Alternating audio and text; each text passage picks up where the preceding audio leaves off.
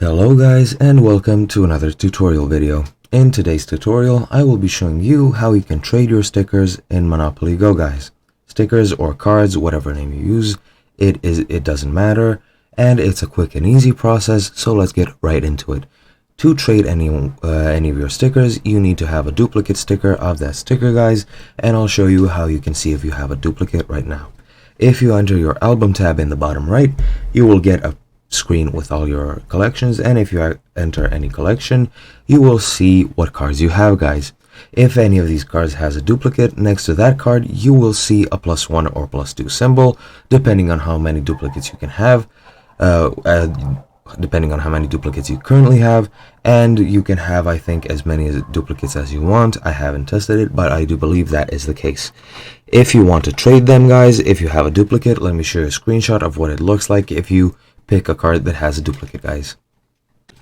Alright guys, this is a screenshot of what it looks like to have a duplicate card in Monopoly Go. As you can see, there's a +1 indicating that this card has one duplicate of it. If you want to send it to a friend, all you have to do is press the send to friend yellow button in the bottom of your screen, and when you click that, you pick the friend you want to send this to. When you click confirm, that will be sent to your friend and they will receive it without any problems.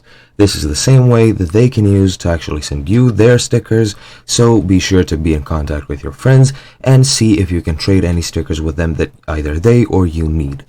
Another way to find friends that actually have duplicate stickers and are willing to trade is if you go into the official Monopoly Go group on Facebook.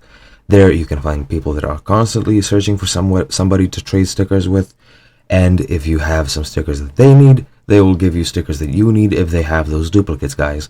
Another way you can find these people is if you search on the internet. For example, on Reddit, you can constantly find people that are both willing to trade and are willing to be your friends.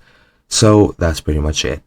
I hope this video has been informative, and I hope you had a good time watching this, guys. I will see you in another tutorial video. Goodbye, and I'll see ya.